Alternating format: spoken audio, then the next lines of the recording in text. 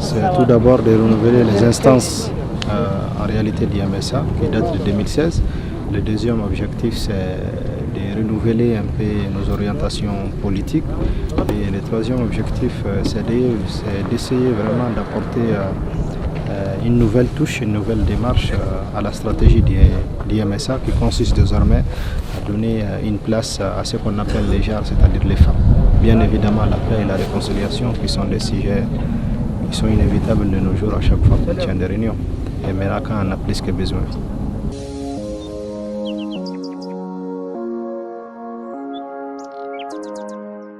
En réalité, la situation de notre pays n'est pas très réjouissante. Moi, je compare toujours le Mali à un grand corps malade.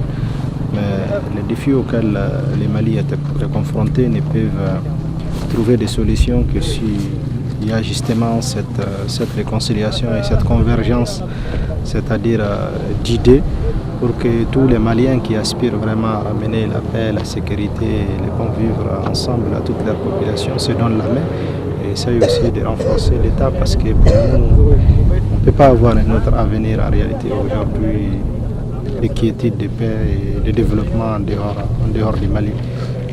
C'est vrai que notre pays est dans une situation extrêmement difficile. L'accord de paix qu'on a signé de 2015 à nos jours ne connaît pas des avancées extraordinaires. Les tissus sociaux s'est beaucoup dégradé, les conflits intercommunautaires se sont multipliés.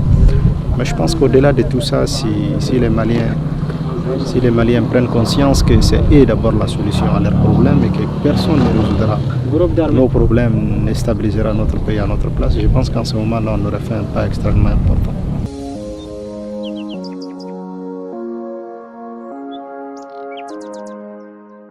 L'armée reconstituée, j'espère que ça ne va pas redevenir comme ce qu'on a vécu avec l'échec des MOC. Parce qu'en réalité, je dirais, à part le côté officiel où les gens ont des matricules, ils sont officiellement intégrés, ça me fait penser à la même chose.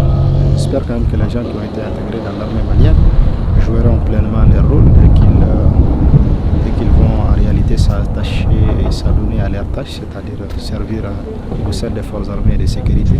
L'armée reconstituée, en réalité, dans la phase actuelle, c'est vrai qu'elle suscite beaucoup d'espoir. Mais moi, j'ai beaucoup de réserves là-dessus parce que l'expérience du MOC nous a montré que c'est quelque chose qui n'est pas, en tout cas qui n'a pas marché. Maintenant, l'étape, c'est l'armée reconstituée et on verra bien ce que ça va donner. Mais je pense que c'est la confiance d'abord qui doit être le principe de base sur lequel cette nouvelle armée doit se bâtir.